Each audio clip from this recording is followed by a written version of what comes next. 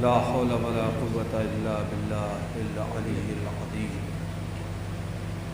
حسبنا الله ونعم الوكيل نعم المولى ونعم النصير بسم الله الرحمن الرحيم الحمد لله الواحد الأحد الفرد الصمد الذي لم يلد ولم يولد ولم يكن له كفوا أحد ثم الصلاة والسلام والتحية والإكرام على رسول الأمي المكي المدني الهاشمي القرشي المطلبي مولانا و مولا الكونين جد الحسن والحسين أبي القاسم المصطفى محمد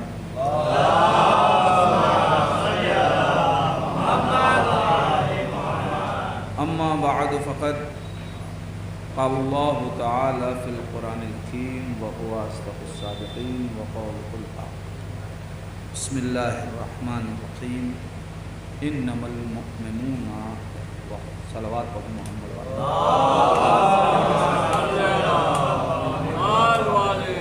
حضرات گزارش ہے ایک بار سورہ حمد اور 3 مرتبہ سورہ اخلاص کی تلاوت فرما کر جناب سید عشرت حسین صاحب مرحوم ابن فصیح احمد صاحب اور مرحومہ امام باندی بنت ناظم حسین صاحب کی ارواح کو صاحب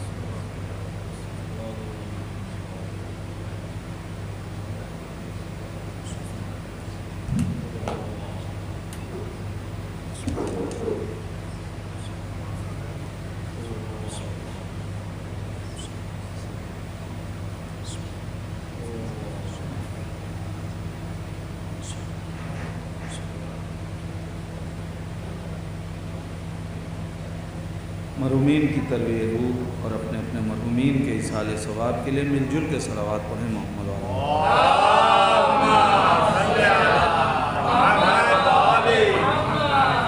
حضرات چونکہ یہ مجلس ایک بھائی کے اصالِ ثواب کی ہے، لہذا میں نے یہ چاہا کہ ہم اپنی مجلس کے لیے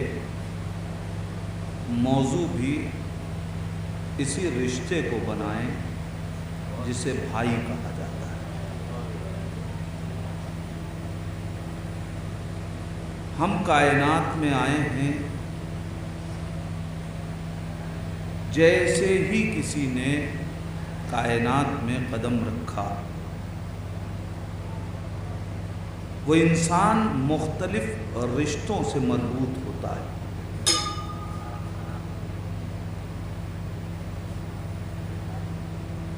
کسی کا بیٹا بنتا ہے، کسی کا بھائی بنتا ہے، جیسے جیسے عمر آگے بڑھتی ہے رابطے بڑھتے جاتے ہیں، رشتے برقرار ہوتے چلے جاتے ہیں۔ کسی کا دوست بنتا ہے، کسی کا شاگرد بنتا ہے۔ یہ ایک انسان ہے جو مختلف رشتوں کے درمیان سانسیں لینے لگتا ہے، اور اس انسان کا رابطہ چونکہ صرف انسانوں سے نہیں ہے، لہذا اس کا رشتہ اشجار سے بھی ہوتا ہے، اسمار سے بھی ہوتا ہے، دریاؤں سے بھی ہوتا ہے، درندوں سے بھی ہوتا ہے، پرندوں سے بھی ہوتا ہے، طبعیات سے بھی ہوتا ہے، فلکیات سے بھی ہوتا ہے۔ مختلف رابطوں میں یہ انسان گھرتا چلا جا رہا ہے، اور جتنے رابطے بڑھ رہے ہیں اتنے رشتے پیدا ہو رہے ہیں۔ یہاں تک کہ ان تمام رشتوں سے اگر کوئی کٹ کے بھی رہے تو کم سے کم وہ 2 رشتوں سے کبھی ہٹ نہیں سکتا۔ ایک انسان کا اس کے پروردگار سے رشتہ، اور اگر کوئی پھر بھی ناستک بن جائے اور یہ کہے کہ ہم خدا کو بھی نہیں مانتے اور اس رشتے کا بھی انکار کر دے، تو انسان کا خود اپنی ذات سے جو رشتہ ہے اس کا انکار نہیں کر سکتا۔ میں یہاں تک صرف لایا اس لیے کہ جب اتنے رشتے انسان کے اس کائنات میں پیدا ہو رہے ہیں، بن رہے ہیں، تو ان رشتوں کی بڑی باریکیاں ہوتی ہیں، بڑی نزاکتیں ہوتی ہیں۔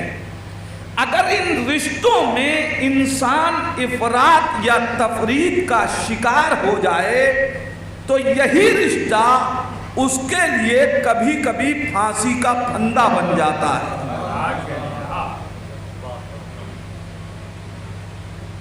اگر رشتے کو برقرار رکھنے کی کیفیت پیدا نہ ہو، یعنی انسان اس رشتوں کے جنگل میں اگر اعتدال کے راستے کو کھو دے تو خود بھی وہ اتنا کھو جاتا ہے کہ اب تلاش کرے تو اپنی ذات کو بھی تلاش نہیں کر پاتا۔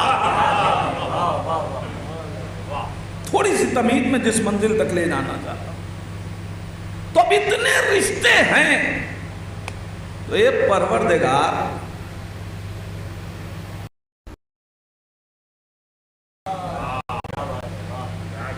ہم کیسے جانیں، ایک صلوات پڑھیں محمد، ہم ان رشتوں کو کیسے برقرار رکھیں؟ اس لیے کہ یہ رشتے اتنے نازک ہیں کہ جتنی مٹھاس رکھتے ہیں، ذرا سی بے اعتدالی ہو جائے تو اتنی ہی کھٹاس پیدا ہو جاتی۔ اب رشتوں کا نام لینے کی ضرورت نہیں ہے نا۔ ایک رشتہ جسے بہت مٹھاس اور میٹھا مانا جاتا ہے، شوہر اور بیوی کا رشتہ بہت میٹھا رشتہ ہے، لیکن یہی رشتہ اگر اعتدال سے نہ ہوئے، بھئی مٹھاس اتنی ہے کہ رشتہ ہو تو مٹھائی، ایک صلوات پڑھے نا محمد۔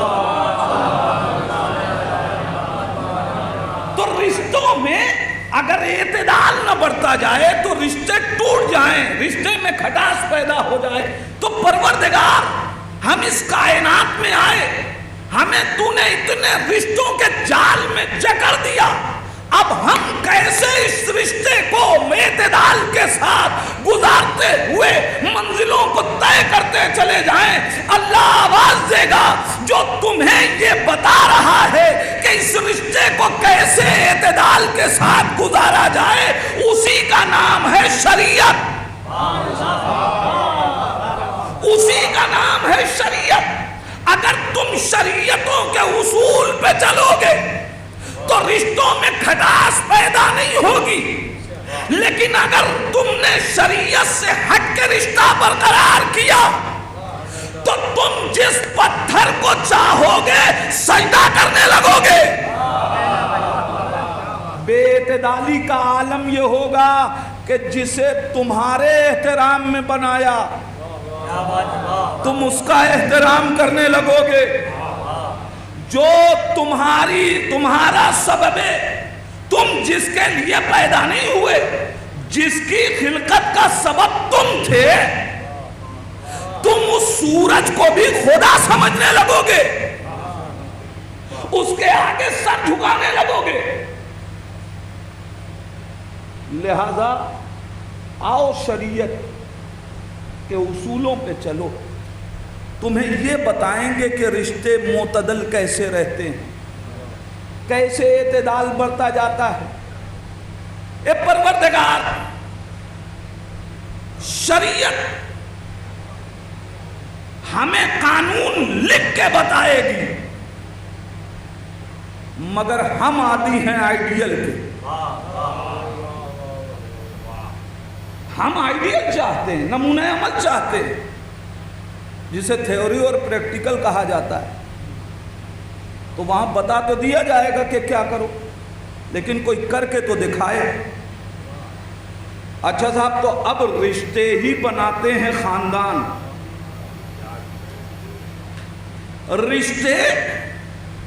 رشتوں سے ترتیب پاتا ہے خاندان۔ اس کا مطلب یہ ہوا کہ آئیڈیل شخص نہیں بنے گا، خاندان بنے گا۔ میں بڑی جلدی اپنی منزلوں کو طے کر رہا ہوں۔ شخص آئیڈیل نہیں بنے گا بلکہ خاندان بنے گا، اور ہمیں خاندان چاہیے اس لیے کہ ہم خاندانی لوگ ہیں۔ ہم خاندانی لوگ ہیں، ہمارے شجرے نامعلوم نہیں ہیں۔ یہ میں کیا کہہ رہا ہوں؟ ہمارے شجرے نامعلوم نہیں ہیں، ہمارے شجرے معلوم ہیں، لہذا ہم کو خاندان چاہیے جس کا شجرہ معلوم ہو۔ ہمیں کوئی نامعلوم نہیں چاہیے، ہمیں تو اتنا مشہور و معروف خاندان چاہیے کہ جو اسلاف بھی پاک رکھتا ہو، ارحام بھی طاہر رکھتا ہو۔ ہمیں خاندان چاہیے، شخص نہیں چاہیے۔ شخص آئیڈیل بنے گا تو کیا ہوگا؟ ہم کسی شخص کو آئیڈیل بنا لیں تو تاریخ میں تو ایسے شخص ہیں جن کے لیے 10 لوگوں نے باپ ہونے کا دعویٰ کیا۔ تو کیا ایسے شخص کو کوئی بیٹا آئیڈیل بنا سکتا ہے؟ نہیں بنا سکتا۔ لہذا ایک خاندان چاہیے جو معتبر ہو۔ عزیزان ایمان، اور سمجھ میں آیا قرآن نے ایسے ہی اہل بیت کی مودت کا مطالبہ نہیں رکھا۔ ایک خاندان کی محبت کا مطالبہ اس لیے رکھا ہے کہ تمہیں رشتوں میں اعتدال چاہیے۔ آؤ یہ بتائیں گے کہ بھائی کسے کہتے ہیں، آؤ یہ بتائیں گے کہ باپ کسے کہتے ہیں، آؤ یہ بتائیں گے تمہیں بیٹی کسے کہتے ہیں۔ ارے تم کیا جانو بیٹی کسے کہتے ہیں؟ اس لیے کہ تمہارا مزاج تو یہ ہے کہ جو آنگن کی زینت تھی اسے قبرستان میں تم نے دفن کر دیا۔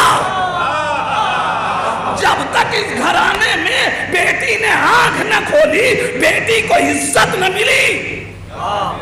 تم کیا بتاؤ گے کہ چچا تقدس مآب رشتے کا نام ہے، اس لیے کہ تم پڑھو گے تاریخ تو تمہیں ملے گا ایسے چچا بھی تھے کہ جنہوں نے تلواریں دے دے کے بھیجا۔ لہذا اگر اس گھرانے سے آؤ گے تو رشتے ملیں گے، یہاں ملے گا رشتہ۔ عزیزان ایمان، اگر میں صرف ایک رشتے کو چھیڑوں گا تو بات بہت طولانی ہو جائے گی۔ مجھے جس رشتے تک آنا ہے اسی رشتوں میں ایک رشتے کا نام ہے بھائی۔ کیا بات ہے! یہ بھائی کیا ہے؟ اگر اس رشتے کی اہمیت کو سمجھنا ہے تو یہی سمجھ لیجئے کہ خداوند عالم نے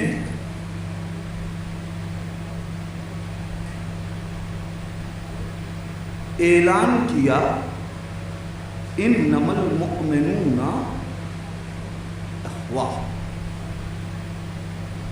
انما کوئی اور مجمع ہو تو ترجمے کی ضرورت ہے۔ حدیث قصہ والے ترجمے مجمع کو انما کا مطلب نہیں بتانا، اس لیے کہ وہ خوب جانتا ہے کہ انما کے مطلب بس اور بس۔ فیصلہ ہے صرف اور صرف مومن ایک دوسرے کے بھائی۔ اتنا مقدس رشتہ تھا کہ اللہ نے بشریت میں یہ رشتہ قائم نہیں کیا۔ کافر کا بھائی ہو جاتا، مسلمان کا بھائی ہو جاتا، اور مومن کا بھائی ہو جاتا۔ جب بیوی اور شوہر کے رشتے کی بات آئی ہے تو وہاں تو یہ رشتے اللہ نے گنا دیے۔ کہ کون کس کا ہمسر بن سکتا ہے؟ میرے پاس وقت نہیں ہے، میں جس منزل تک رہنا چاہتا ہوں، لیکن بھائی کی بات آئی تو اللہ نے کافر کو کافر کا بھائی نہیں بتایا۔ اچھا بات کافر کی کیا کروں، مسلمان کو مسلمان کا بھائی نہیں بتایا۔ اللہ نے اس رشتے میں اعتبار کیا تو مومن پہ، صرف مومن ایک دوسرے کے بھائی۔ پروردگار یہ بھی تو تیرا کلمہ پڑھتے ہیں، انہیں ایک دوسرے کا بھائی کیوں نہ بنا دیا؟ قدرت کہے گی ان کو بھائی بنا دوں تو رشتے کے تقدس کو تار تار کر دیں گے، اس لیے کہ بھائی وہ نہیں ہوتا جو بھائی کا گلا کاٹنے کو کھڑا ہو جائے۔ لہذا میں نے مومن کو بھائی مانا۔ عجیب اعتبار ہے اس رشتے میں کہ مومن ایک دوسرے کے بھائی ہیں۔ اہمیت اس رشتے کی جاننا چاہتے ہیں تو یوں سمجھیے کہ خداوند عالم نے یہی وہ رشتہ تھا کہ جس کا اہتمام اور اعلان آسمان پہ بھی کیا، زمین پہ بھی کیا۔ کسی اور رشتے پہ خداوند عالم نے وہ اہتمام نہیں کیا جو اس رشتے کے لیے ملا۔ اٹھا کے تاریخ دیکھ لیجئے، جب امیر کائنات پیغمبر اسلام کے بستر پہ سوئے رسول کی جان بچانے کے لیے،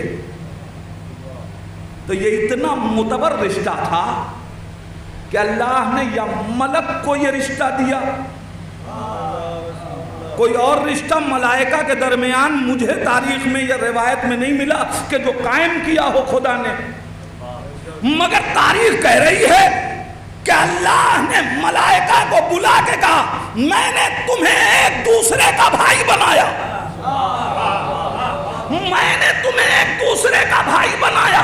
اب یہ بتاؤ تم میں سے کون ہے جو اپنے بھائی پہ دوسرا بھائی جان نثار کرے؟ وہ ملائکہ تھے، انہوں نے کھڑے ہو کے آواز دی پروردگار ہم دونوں کی عمروں میں اضافہ کر دے تاکہ ہم دونوں تیری عبادت کریں۔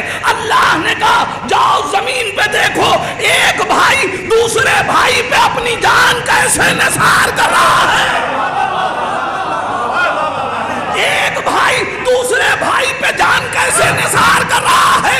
ملائکہ میں پہلے رشتہ اخوت قائم کر کے آئیڈیل علی کو بنا کے بتایا یاد رکھنا اللہ جو بھائی چارہ چاہتا ہے وہ علی اور رسول جیسا۔ میں کیا کہہ رہا ہوں عزیزہ نہیں، جاؤ دیکھو۔ اس کا مطلب یہ ہے کہ خدا کی نظر میں بھائی وہی ہے جو بھائی پہ جان نثار کرنے کا جذبہ رکھے۔ میں کیا کہہ رہا ہوں عزیزہ نہیں مان، اللہ کی نظر میں، ورنہ خداوند عالم کیوں کہتا کہ دیکھو زمین پہ ایک بھائی دوسرے بھائی پہ اپنی جان کیسے نثار کر رہا۔ اور یہ بات تو طے ہو گئی کہ جان مال سے زیادہ قیمتی ہے، تو جو خدا جان میں بھائی پہ دریغ پسند نہ کرے، یہ کیسے ممکن ہے کہ ایک بھائی دوسرے بھائی سے اپنے مال کو بچائے اور برادری کا افتخار باقی رہے؟ ایک صلوات پڑھ دے محمد۔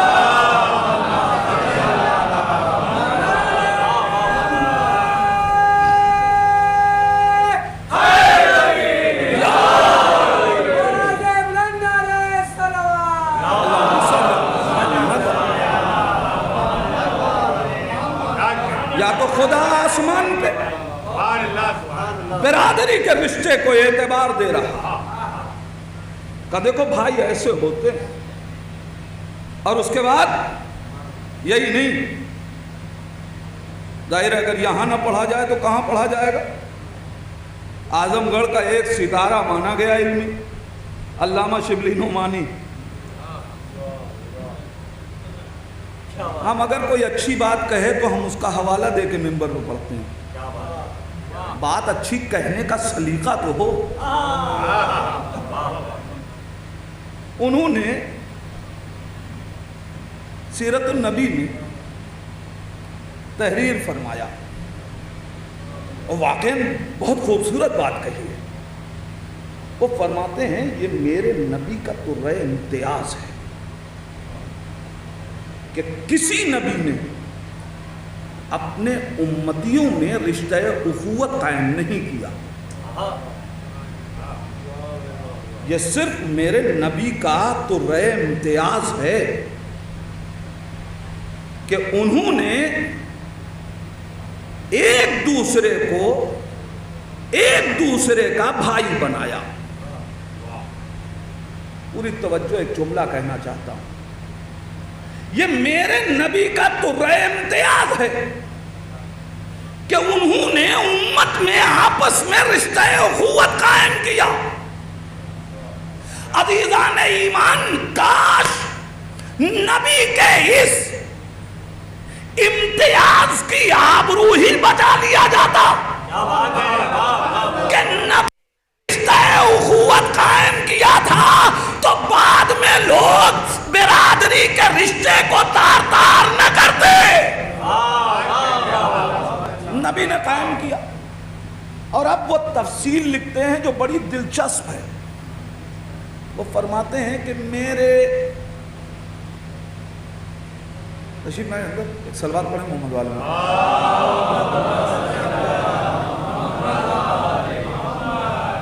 میرے نبی سردار انبیاء آپ نے کی نگاہ معتبر نے آپ کی نگاہ معتبر نے جب اس آیت کے نزول کے بعد اصحاب کو ایک دوسرے کا بھائی بنایا تو آپ کی نگاہ معتبر نے جس کے ایمان کو جس کے برابر دیکھا اس کو اس کا بھائی بنایا، جس کو جس کا ہم عقیدہ دیکھا اس کو اس کا بھائی بنایا، جس کی جیسی طبیعت دیکھی اس کو اس کا بھائی بنایا۔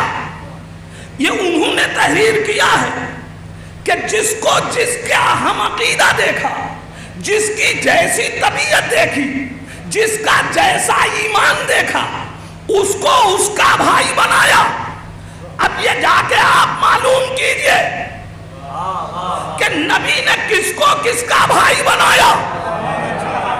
جو جس کو مانتا ہے جا کے اس کے بارے میں تحقیق کرے کہ کس کو کس کا بھائی بنایا۔ مگر آئیے ہم آپ دیکھیں سلمان کو کس کا بھائی بنایا، ابو ذر کو کس کا بھائی بنایا، مقداد کو کس کا بھائی بنایا، عمار کو کس کا بھائی بنایا۔ اب ہر ایک کو ہم تھوڑی بتائیں گے کہ کس کو کس کا بھائی بنایا۔ جائیے تحقیق کیجئے، انہوں نے تحریر سب کے نام کیے ہیں، لیکن ہمیں ان کی تحریر سے یہ تو سمجھ میں آ گیا کہ اچھا یہ ان کے ہم عقیدہ تھے، لہذا تاریخ نے بتایا کہ جناب سلمان کو عمار کا بھائی بنایا، جناب ابو ذر کو مقداد کا بھائی بنایا۔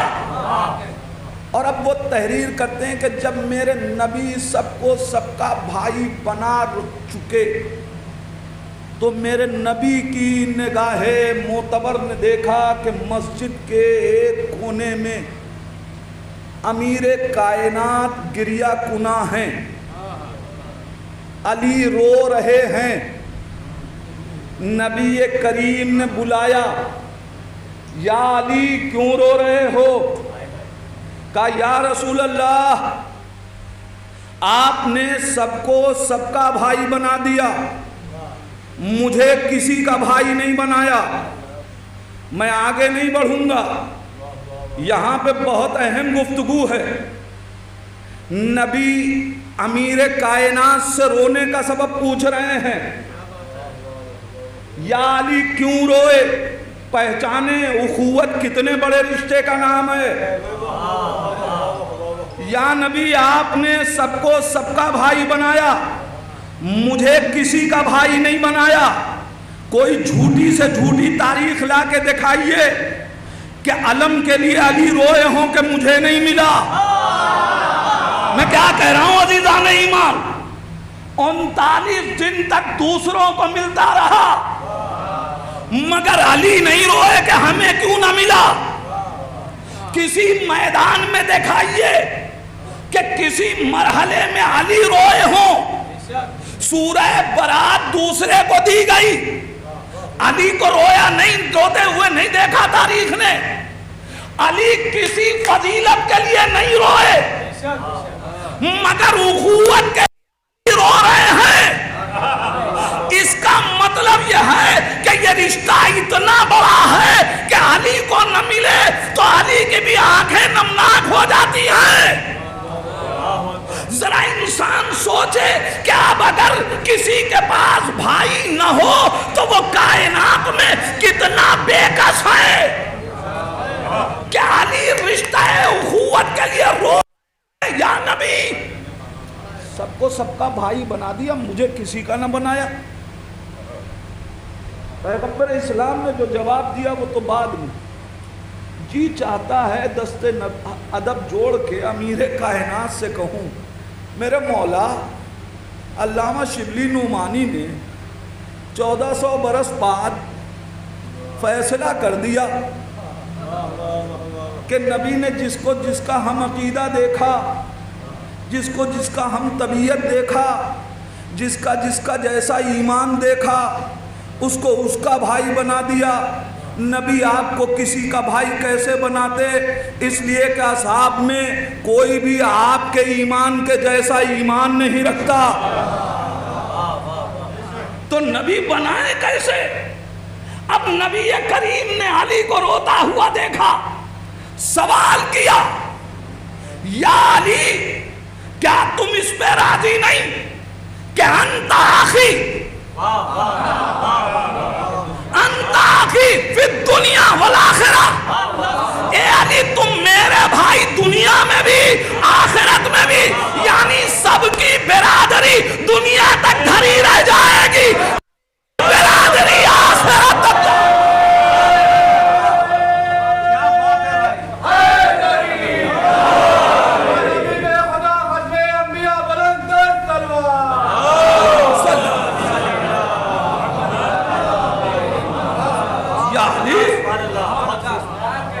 تم میرے دنیا میں بھی بھائی اور آخرت میں بھی بھائی۔ اچھا نبی بڑے تھے کہ علی؟ فیصلہ نہیں کرنا ہے، فیصلہ ہے، بتانا ہے۔ کون بڑا تھا؟ نبی عمر میں بڑے ہیں کہ امیر کائنات؟ نبی بڑے ہیں نا۔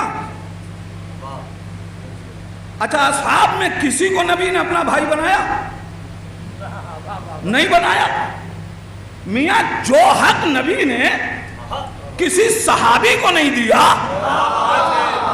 میں کیا کہہ رہا ہوں عزیزان ایمان، ارے کسی صحابی کو حق نہیں دیا کہ وہ اپنا بھائی کہے، بس علی کو حق ہے کہ وہ اپنے نبی کو اپنا بڑا بھائی کہے۔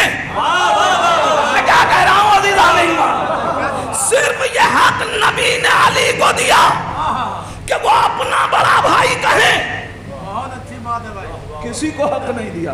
تو جو حق صحابیوں کو نہیں دیا وہ وہابیوں کو کہاں؟ ایک صلوات پڑھ دے محمد و آل محمد۔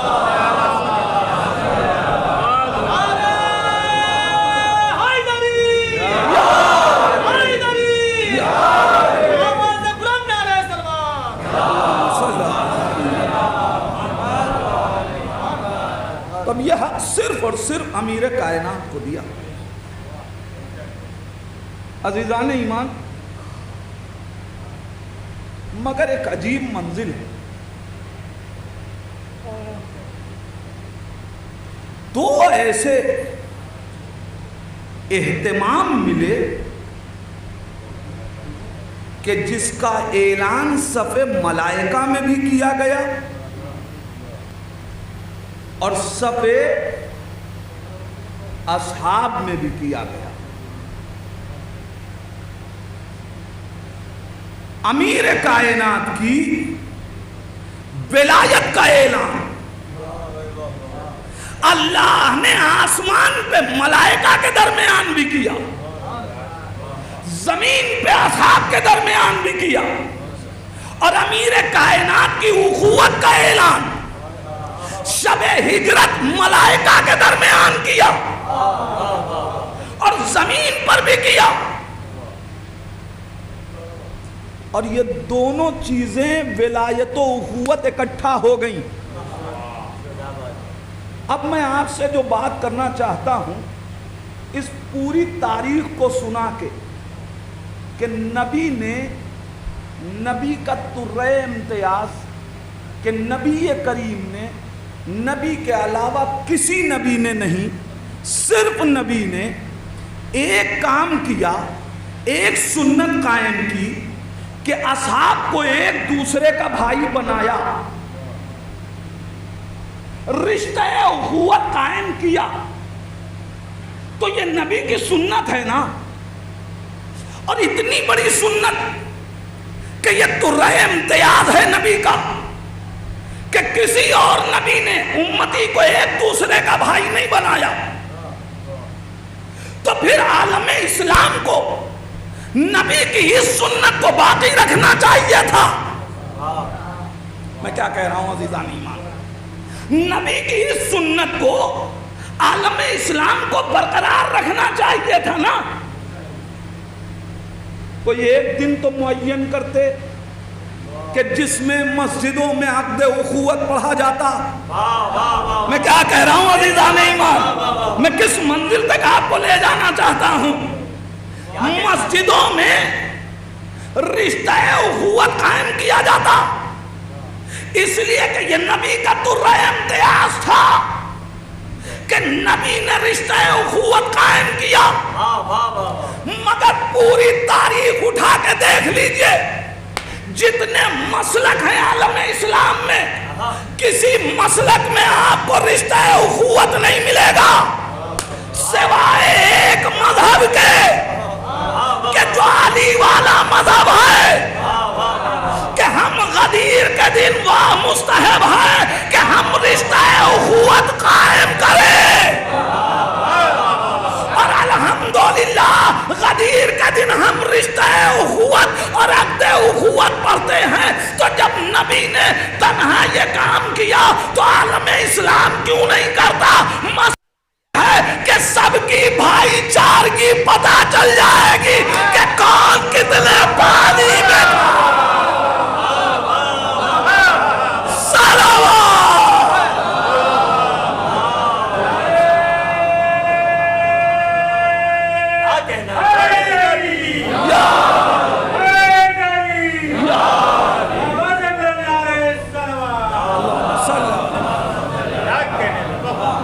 بتانا پڑے گا نا بھائی۔ رشتہ اخوت قائم ہوگا تو بچے پوچھیں گے نا کہ یہ نبی کی سنت ہے، اس کی تاریخ کیا ہے، تو پھر بتایا جائے گا نا کہ کس کو کس کا بھائی بنایا۔ لیکن عالم اسلام کے یہاں یہ سنت نہیں پائی جاتی نبی کی۔ اچھا یہ سنت ہمارے یہاں تو ہے، مگر ہم نے بھی اسے لے جا کے ولایت کے دن رکھ دیا، اس لیے کہ دو ایسی نبی کی سنتیں ہیں جس کو سب نہیں منا سکتے۔ ایک رشتہ اخوت ہے، ایک اعلان ولایت ہے۔ یہ دونوں ہم نے کیوں رکھی اور اب صرف مومن ہی کیوں بناتے ہیں رشتہ اخوت؟ بھائی کیا کیجئے گا، اللہ نے بھی بھائی چارہ صرف مومنوں میں رکھا، مسلمانوں میں نہیں رکھا۔ ایک سالہ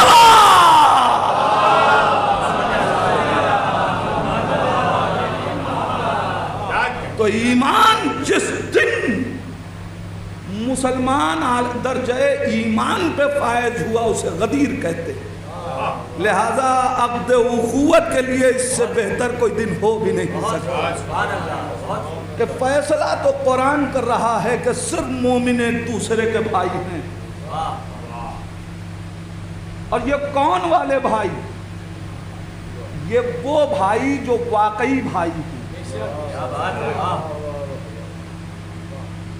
اچھا، اب انسان بھائی بننا چاہتا ہے،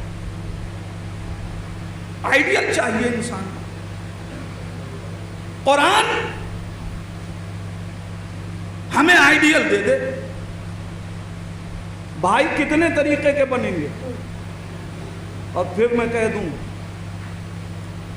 یہ یو پی والا بھائی نہیں، رشتہ اخوت والا بھائی۔ بھائی کتنے طریقے کے بنیں گے؟ یا تو ایک بھائی وہ ہوگا جو ہمیشہ اچھا بھائی بنے، یا وہ بھائی ہوگا جو ہمیشہ برا بھائی رہے، یا وہ بھائی ہوگا جو کبھی اچھا ہوگا کبھی برا ہوگا۔ یہی تین تقسیم تو بنے گی۔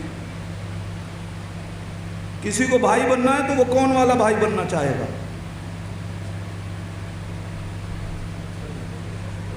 ہر آدمی یہ چاہے گا کہ جو ہمیشہ اچھا ہو،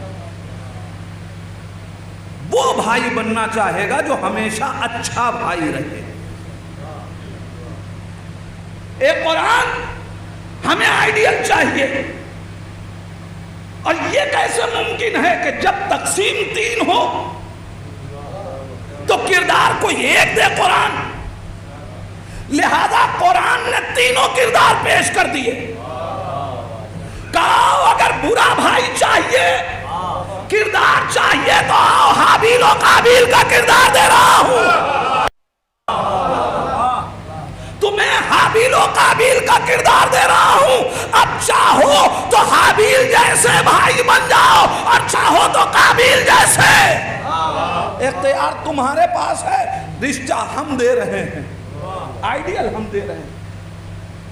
تو ہر آدمی گھبرائے گا کہ نہیں صاحب قتل کب کیا تھا، آج تک لعنت پڑ رہی ہے۔ تو اتنے دن لعنت جس کو سہنے کا جگرا ہو وہ ویسا بھائی بنے، لہذا وہ بھائی نہیں بننا چاہے گا۔ دوسرا بھائی جو کبھی اچھا ہوگا کبھی برا ہوگا۔ ایک قرآن ایسے بھائی بھی دے گا تو کہا ہم دیں گے۔ ہم نے کہا وہ بھائی کون ہیں؟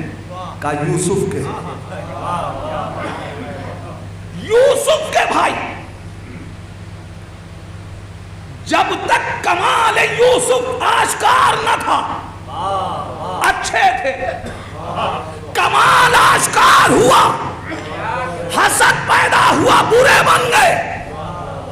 مگر تاریخ نے پھر کروٹ بدلی، اور پھر پشیمانی کا احساس ہوا تو اچھے بن گئے۔ اب عزیزان ایمان، اس کردار میں اللہ نے ایک ہمیں سبق سکھایا کہ یاد رکھنا، اگر کوئی بھائی کسی زمانے میں برا بن جائے اور پشیمان ہو جائے تو تم یوسف کا کردار نبھا کے اسے گلے لگا لینا۔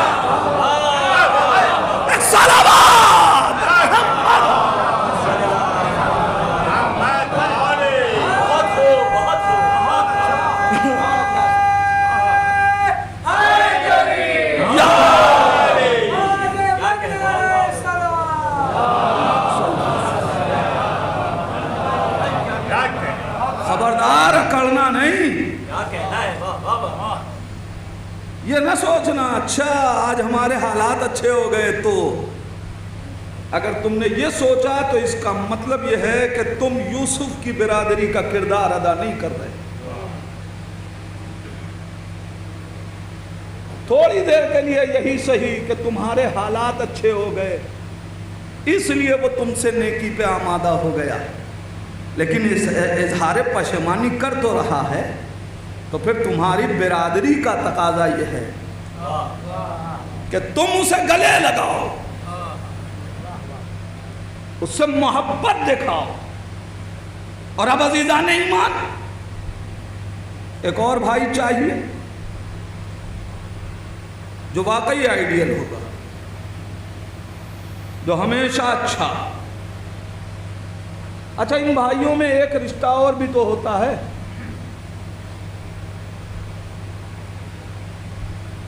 لیکن اس سے پہلے اس منزل کو طے کر لو. ہمیشہ اچھا.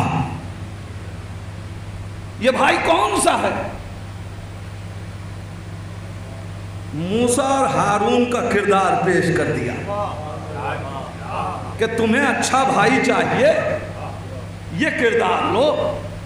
دیکھو کتنی اخوت پائی جاتی ہے کہ نبوت دی موسیٰ کو، مگر جیسے ہی نبوت ملی اب موسیٰ میں عقل نہیں پیدا ہوئی کہ سب کچھ ہم، بلکہ فوراً پروردگار سے آواز دی، پروردگار اسے میرا شریک قرار دے، میرا حامی اور مددگار بنا. اور ایک دوسری کیفیت جو قرآن پیش کر رہا ہے، جو ہمارے اور آپ کے لیے بہترین سبق ہے، کہ یاد رکھنا اگر کسی بنیاد پہ تمہیں کوئی اچھا عہدہ اور منزل مل جائے تو اپنی کمی اگر کوئی ہو تو اسے چھپانے کی کوشش نہ کرنا، بلکہ اپنے چھوٹے بھائی میں اگر کوئی کمال ہے تو اسے ظاہر کرنا. موسیٰ آواز دیتے پروردگار میری زبان میں لکنت ہے، یہ مجھ سے زیادہ فصیح ہے. نبوت تیرا دیا ہوا عہدہ ہے مگر سب کو تو نہیں ملے گا، مگر میرے ساتھ جانے کے لیے اسے نبوت کا شریک تو بنا دے. اپنے امور میں بھائیوں کو ساتھ رکھو تو موسیٰ کا کردار ادا کرو گے. پھر خداوند عالم تمہیں وہ عظمتیں عطا کرے گا کہ تم اپنے بھائی کا خیال کرو گے تو خدا تم سے کلام کرنے کے لیے تمہیں اپنا مہمان بنا لے گا. آپ ذرا محسوس کریں ان کیفیتوں کو. لیکن بھائیوں میں ایک رشتہ اور ہوتا ہے، وہ رشتہ ہے سوتیلے بھائی کا. ہمیں کردار چاہیے تھا کہ ایسے بھی تو بھائی ہوں گے جب اپنے بھائی سوتیلا پن دکھا سکتے ہیں تو کوئی سوتیلا بھائی ایسا تو ہو کہ جس کے لیے لفظ سوتیلا بھی سوتیلا لگے. ارے میں کیا کہہ رہا ہوں عزیزان، کوئی ایسا کردار تو ہو کہ جس کے لیے لفظ سوتیلا بھی اچھا نہ لگے، سماعتوں پہ بار لگنے لگے. خداوند عالم آواز دے گا آؤ اسی علی کے گھرانے میں میں تمہیں کردار عطا کروں گا. ایسا کردار ہوگا کہ سوتیلا ہونے کے باوجود کسی میں جرأت نہ ہوگی کہ عباس کو حسین کا سوتیلا بھائی کا. صلوات پڑھ دے محمد.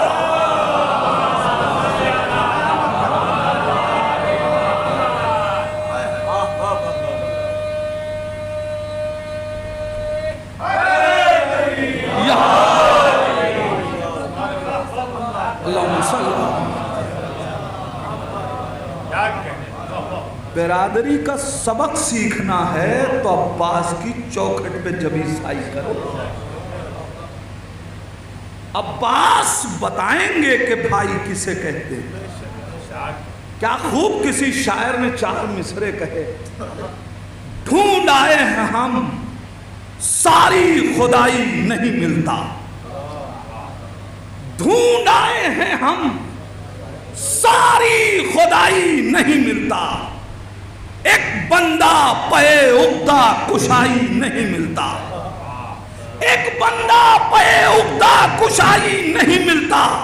ارے اس کے لیے درکار ہے شبیر سی قسمت، ہر ایک کو عباس سا بھائی نہیں.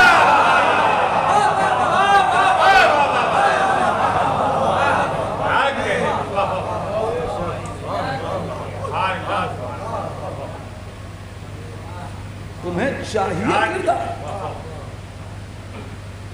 بھائی صرف سگے نہیں ہوتے، صرف سوتیلے نہیں ہوتے، چچازاد بھی تو ہوتے ہیں. لہذا علی و رسول کا کردار بتائے گا، قاسم و علی اکبر کا کردار بتائے گا. عزیزان ایمان، اب مجھے اس پوری تمہید کے بعد یہ کہنے کا حق ہے کہ وہی انسان کربلائی ہے جو اپنے بھائی کے تئیں وفادار ہو. اگر کردار کربلا سے نہیں لیا، مجھے تاریخ کربلا پڑھ کے بتا دو.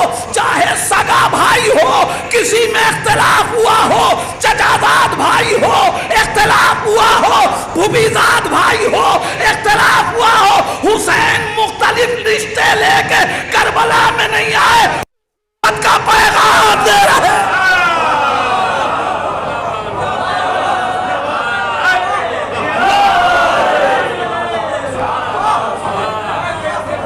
ایک ہی خیمے میں علی اصغر اور سید سجاد اور علی اکبر بھی ہیں، ایک ہی خیمے میں عباس و حسین بھی ہیں، ایک ہی خیمے میں اکبر و قاسم بھی ہیں، ایک ہی خیمے میں اون و محمد اور قاسم اور علی اکبر بھی ہیں. مگر تاریخ پڑھ کے دیکھ لیجئے، ہر ایک یہ چاہتا ہے اس سے پہلے ہم نثار ہوں، ہم نثار ہوں.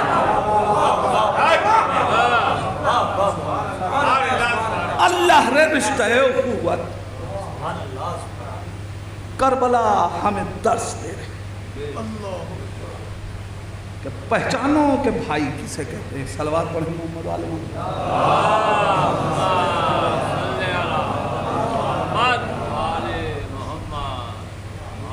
پہچان.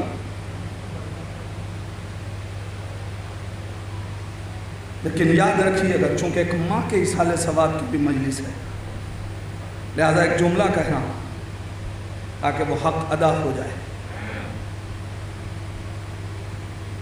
اولاد میں کردار کا دخل ماں سے ہوتا ہے. میں نے جملہ کہہ دیا، وضاحت طلب کر رہا ہوں، وضاحت کرنا چاہتا ہوں، اس لیے کہ وضاحت طلب جملہ. کردار اولاد کے کردار میں ذمہ دار ماں ہوتی ہے.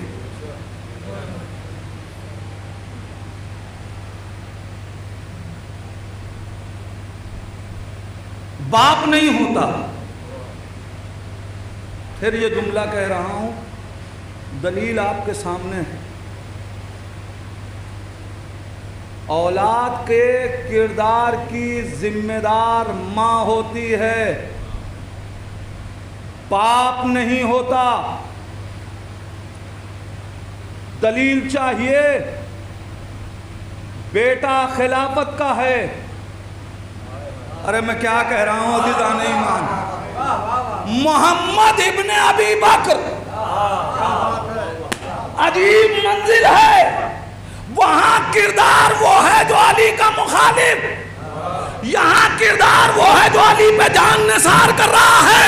اس کا مطلب یہ ہے کہ سیرت اور کردار باپ سے نہیں ملا تھا، اس ماں سے ملا جو علی کی خادمہ بن گئی. کردار ماں سے ملتا ہے، کردار ماں سے ملتا ہے. ذرا مشہور تاریخ نہیں تھی نا، لہذا جوان تک بات نہیں پہنچ سکی.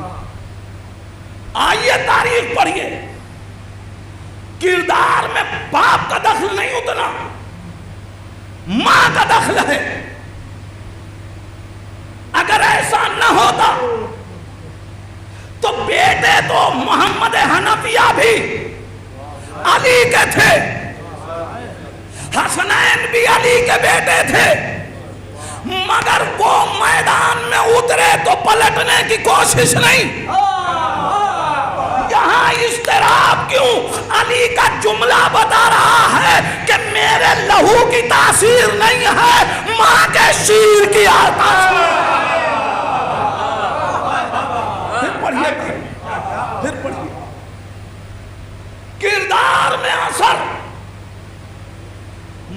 کے کردار کا ہوتا ہے. دلیل امیر کائنات نے جناب عقیل کو بلایا. بھیا عقیل, ایک ایسے گھرانے کی بیوی چاہیے کہ جو شجاع ہو, تاکہ ایک ایسا فرزند ہو جو کربلا میں میرے حسین کے کام آئے. عزیزان ایمان, علی جیسا باپ بھی ماں کو تلاش کر رہا ہے.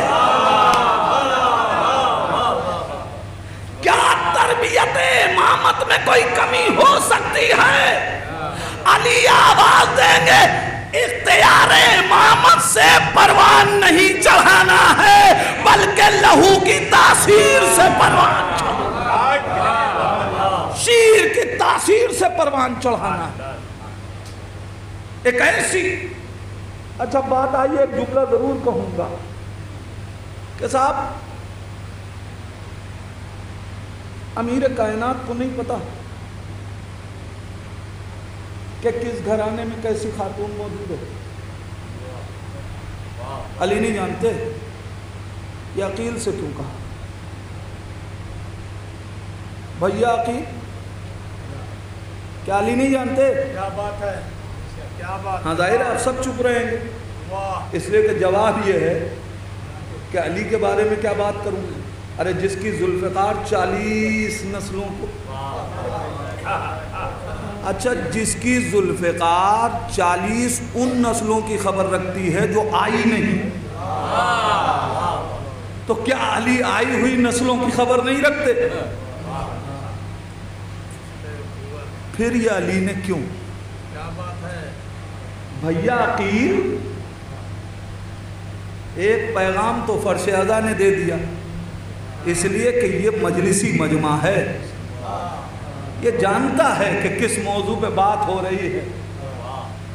ایک مرحلہ تو یہ تھا کہ بڑے بھائی کی سرپرستی کا اظہار کرنا تھا, دوسری منزل یہ تھی کہ میں ابو طالب کا بیٹا ہوں, مجھے معلوم ہے کہ جب ابو طالب کے بیٹوں کے کردار پہ کوئی دھبا نہیں ملتا تو لوگ اتہام لگا دیتے ہیں, اور میرے بھائی عقیل پہ بھی اتہام لگایا جائے گا کہ وہ لقمہ تر کی تلاش میں حاکم شام کے دسترخوان تک چلے گئے.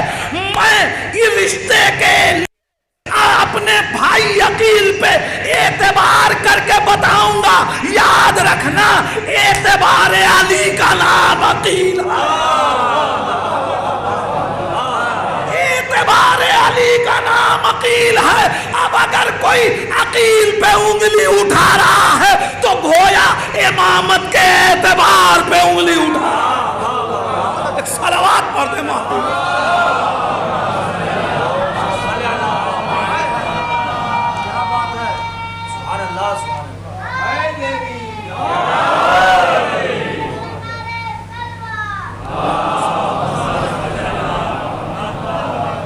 میرے جوانوں شاگرد بنو, بننا چاہیے, استاد اختیار کرو مگر دیکھ سمجھ کے. ہر ایک استاد اچھا سبق نہیں پڑھاتا. اگر علی کے خاندان کے سلسلے میں کوئی اپنی استادی دکھانے لگے تو سمجھ لینا کہ یہ شاگرد نہیں ہے عالم محمد.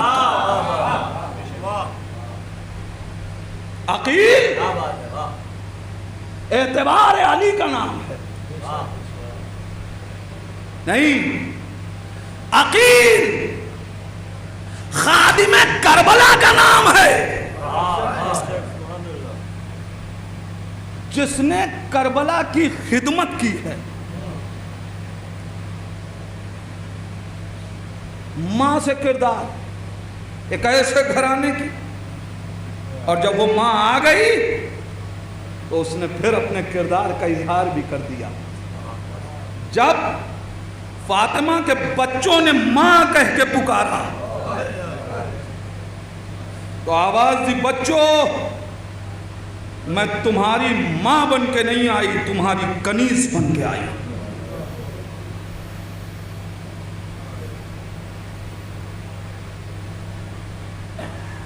یہ کردار ام البنین کے بچوں میں ماں سے آیا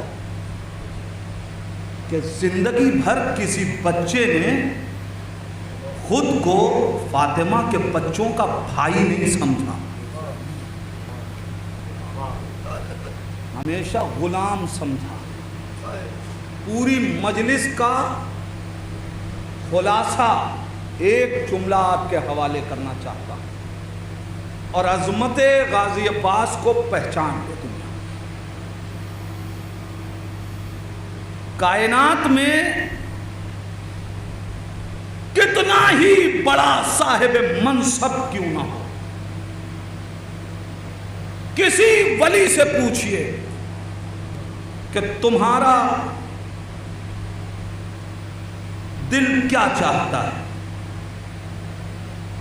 وہ فخر سے کہے گا اگر بامعرفت ہوگا کہ حسین ہمیں اپنا غلام مان لیں، اس سے بڑا ہمارا کوئی فخر نہیں۔ مراجع کرام جو ان کے خاک کی در کی خاک کو اپنی آنکھوں کا سرما سمجھ رہے ہیں، وہ اسی پہ خوش ہیں کہ حسین اگر ہمیں اپنا غلام مان لے تو اس سے بڑا ہمارا کوئی افتخار نہیں۔ ملائکہ اس بات پہ فخر کر رہے ہیں کہ ہم حسین کے خادم بن جائیں، ورنہ انا خیاط الحسنین کی آواز نہ ہوتی، کوئی جھولا جھولانے نہ آتا۔ کائنات کا کوئی منصبدار ہو، پیغمبر اسلام امیر کائنات کی بات نہیں، کوئی منصبدار ہو، ہر بامعرفت منصبدار یہ چاہتا ہے کہ حسین ہمیں اپنا غلام کہہ دے۔ ذرا کائنات سوچے عباس کس صاحب عظمت کا نام ہے کہ ساری دنیا یہ چاہتی ہے، سب کی آرزو یہ ہے کہ حسین اپنا غلام کہہ دے۔ حسین کی خواہش یہ ہے کہ عباس مجھے اپنا بھائی کہہ دے، عباس مجھے بھائی کہہ دے۔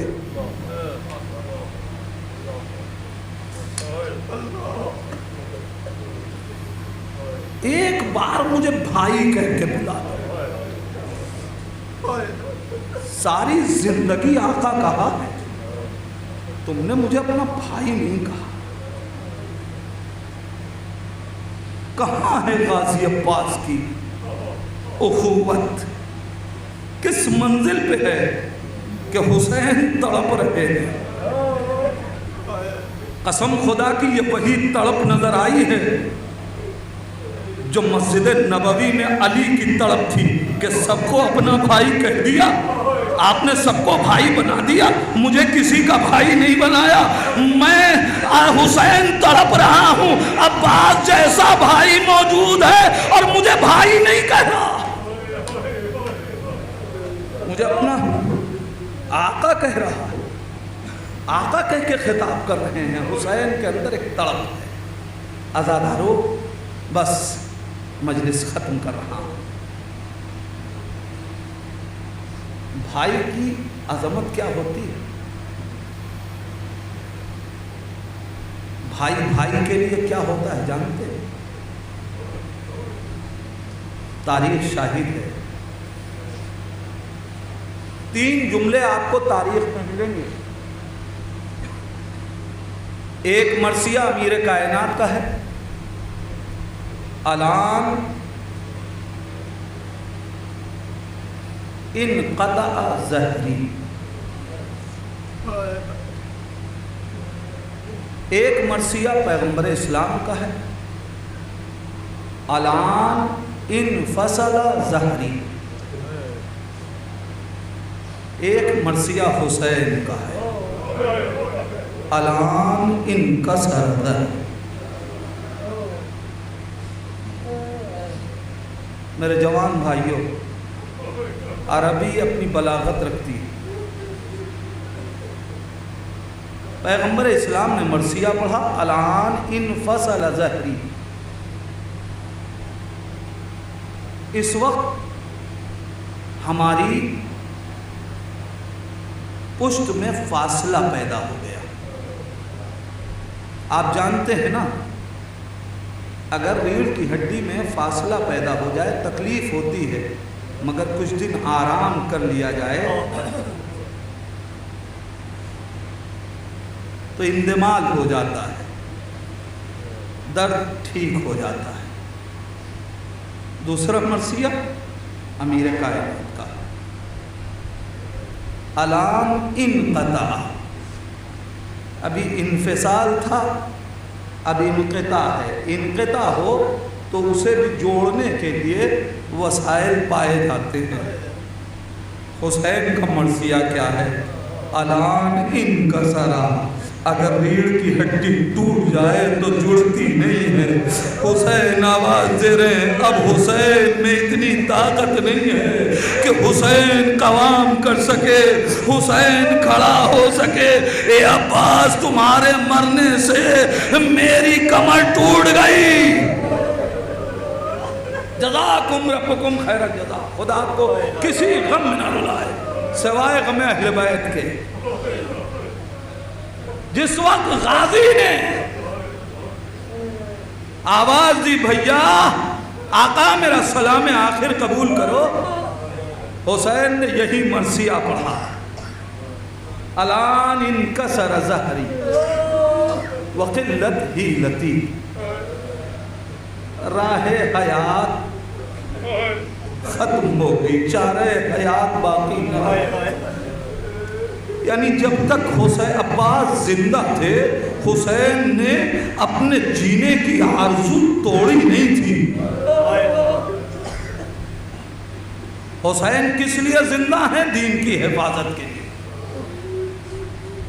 چارہ حیات ختم ہو گیا، یعنی اب حسین کو خود مقتل جانا پڑے گا۔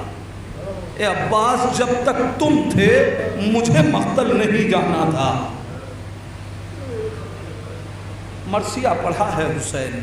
میں ایک منزل تک آپ کو لانا چاہتا ہوں، گریہ کریں گے انشاءاللہ۔ ایک بھائی کے ایصال ثواب کی مجلس ہے، غازی کی مصیبت پہ آنسو بہا لیجئے اور اسی فرش پہ بیٹھ کے غازی کی صدقے میں دعا کیجئے گا، پروردگار ہم کو حق اخوت ادا کرنے کی توفیق عطا فرمائے۔ اے میرے اللہ، ہم ویسے بھائی بنے جیسا حسین بھائی ہمیں دیکھنا چاہتا۔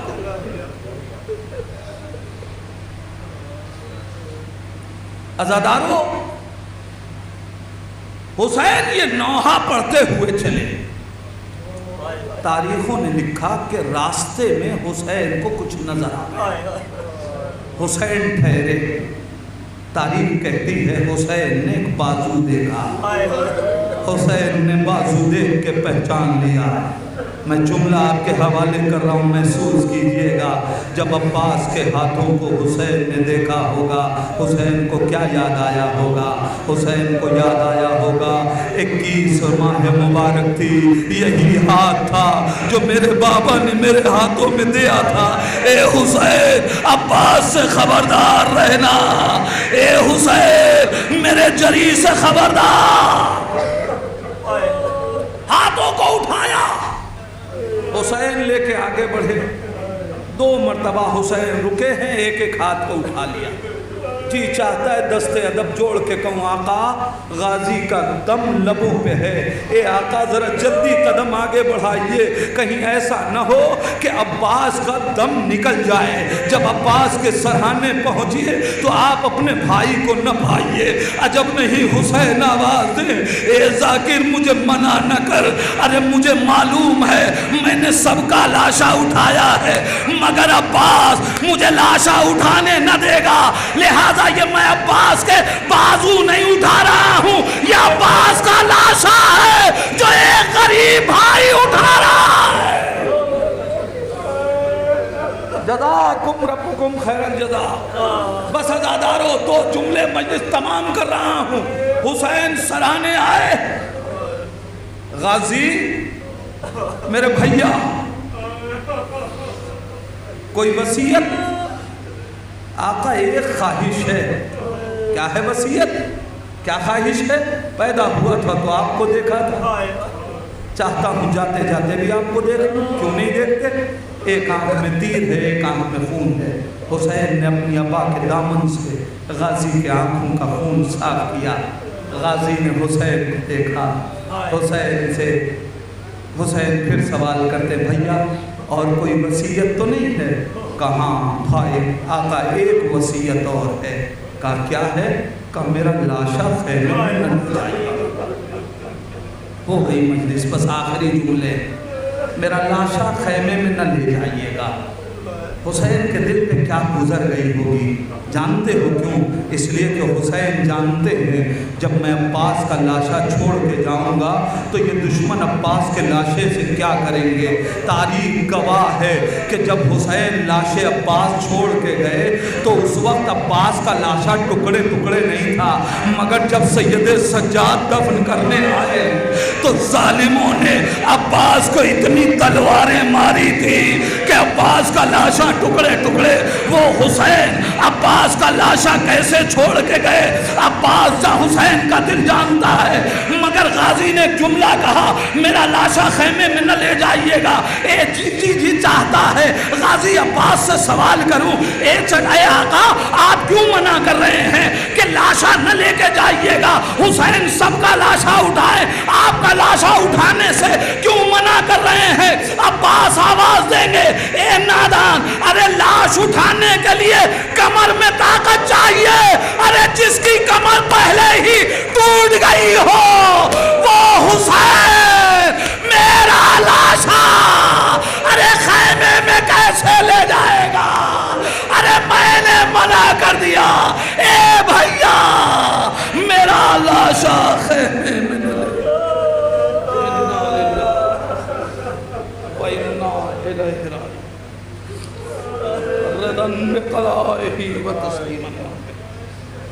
بار اللہ تجھے واسطہ ہے محمد و آل محمد کا، ان آوازوں پہ اپنی رحمت نازل فرما۔ میرا اللہ تجھے واسطہ ہے محمد و آل محمد کا، جو پریشان حال ہے ان کی پریشانیوں کو دور کر دے، جو مشتاق حج و زیارات ان کو حج و زیارات سے مشرف فرما۔ میرا اللہ ایک بھائی کی مجلس ہے، ایک ماں کی مجلس ہے، باب الحوائج غازی عباس کا تذکرہ ہوا ہے، یہ آنکھیں غم غازی میں نمناک ہوئی ہیں۔ میرے اللہ ان تمام مرحومین جن کی آج مجلسیں ہوئیں کل ہوں گی، پروردگار ان سب کو جواہر معصومین میں جگہ عنایت فرما، خصوصاً مولانا اطرت صاحب قبلہ مرحوم ان کی والدہ مرحومہ کو پروردگار جواہر زہرہ میں جگہ عنایت فرما، ان کو صبر جمیل عطا فرما۔ اے میرے اللہ تجھے واسطہ ہے محمد و آل محمد کا، یہ آنکھیں باب الحوائج کے غم میں نمناک ہوئی ہیں۔ میرے اللہ ان آنکھوں کو اس وقت تک بند نہ کرنا جب تک یہ کربلا میں جا کے غازی کے روضے کی زیارت نہ کرنا۔ میرے اللہ تجھے واسطہ ہے محمد و آل محمد کا، اسی غازی کی مظلومیت کا واسطہ، بقی اور سامرہ کے تاراج کرنے والوں کو پروردگار رسوا کر کے نیست و نابود فرما۔ اے میرے اللہ ظہور امام سے پہلے ہمیں اتنی توفیق عطا فرما کہ عالم تشیع سامرہ کی طریقے سے بقی کی تعمیر کرا سکے۔ میرے پروردگار تجھے واسطہ ہے محمد و آل محمد کا، علماء کرام آیات اعظام کا سایہ ہمارے سروں پہ سلامت رکھ۔ میرے پروردگار ہمیں رشتوں کو سمجھنے اور برتنے کی توفیق عطا فرما۔ میرے اللہ تجھے واسطہ ہے محمد و آل محمد کا، وارث اہل بیت امام زمانہ کے ظہور میں تعجیل فرما، اندر ظہور اتنی توفیق دے کہ ہم اپنے امام کو پہچان سکیں، اسی امام کا واسطہ ہم کو ان کے آوان و انصار میں شمار فرما۔ ربنا تقبل منا انکا انت السمیع الدعاء۔ آپ حضرات سے گزارش ہے پھر ایک بار سورہ حمد اور 3 مرتبہ سورہ اخلاص کی تلاوت فرما کر مرحوم و مغفور جناب سید عشرت حسین صاحب ابن فصیح احمد، مرحومہ امام باندی بنت ناظم حسین صاحب، ان مرحومین اور اس کے ساتھ ساتھ اپنے مرحومین اور خاص طور سے جن کا کوئی فاتحہ پڑھنے والا نہیں ہے ان تمام